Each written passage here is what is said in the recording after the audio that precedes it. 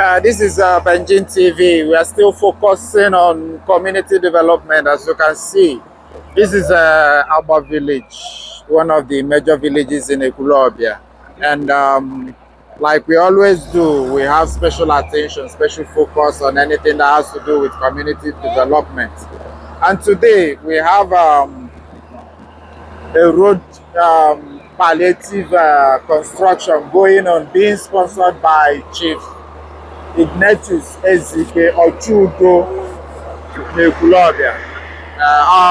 Is the one proudly sponsoring the road grading, the road palliative, to make the road manageable. And we are using this opportunity to encourage our people to always help in the little ways they can in this kind of community development. Most times the government may not have the capacity to do everything.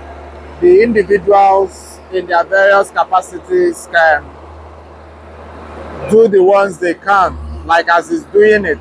Some other people can also come in and help in their own capacity. Welcome, I can go. Because what can I have again? Afa m go to Paul Ezenwankwọ. Dịka anyị si wee fụ agbasasịrị aja n'ogologo ụzọ na n'ụbọchị tata, fụkwa katapila ya alụ ọrụ. Kọwaa kenere ọha obodo ife na-akwado ime ebe a n'ụbọchị taa. Ihe mere n'ụwa ezigbo onye obodo anyị a na-akpọ Ọchụudo Ebetete. Ọ ya gbasara aja, ọ gbasakwara na mgbada. Then wee sị ka o dozicha ụzọ a ka ọ dị motorable, ka ụmụnne ya na-aga ezi. So ọ ya wụ ihe anyị ji wee nọ ya, nweghị ihe ọzọ.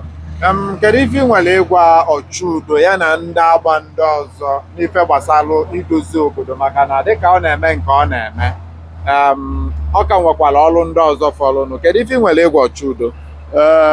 Onweghị ihe ọzọ m nwere ịgwa ya wụhụ na o jide onye mmadụ nke o ji erie ya ha akọ ya. Ebe o mere ka ọ dị ihe dị otu a dị, ọ igosikwa ndị ọzọ dụka ya ma ndụka ya nọ n'agbana na ekwesịrị ị na-adozi ụzọ agba. Na ọgwụgodu na nwanne ha so na-edoghị mma, at least one day ọ gbaa n'ụzọ idoziri, o benefit from you. So one way or the other, usoro na-ege enu ihe ị na-arụ. So nweghị ihe ọzọ mma m ekwe ahụ ha na m ekene Ọchụudo Ebetete na-asị ya jide ka o ji. Maka ndị be anyị so ekene onye gwara akịdị ike wee dị egwu ọzọ. So ike o nwere ndị ọzọ dịkwa ka ya, because o nwere ndị ọ na-edoro anya na were na-emekwa ụmụ ihe ọ na-eme. So ha sị m bujere ya okpe ekene. Ngwa anyị ekene gị n'ụdị pụrụ iche.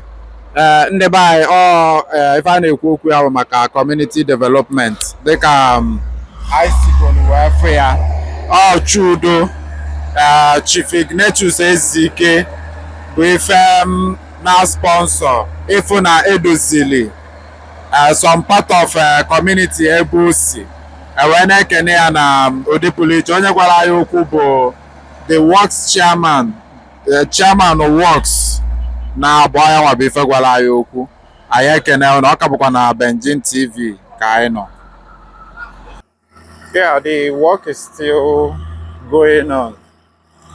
Ọ ka bụkwa inete ọlụ Ọchụudo Ebetete na-alụ na-agba ekwulobia, bụ one of the major villages in ekwulobia, nke a na-akpọ community development road palliative.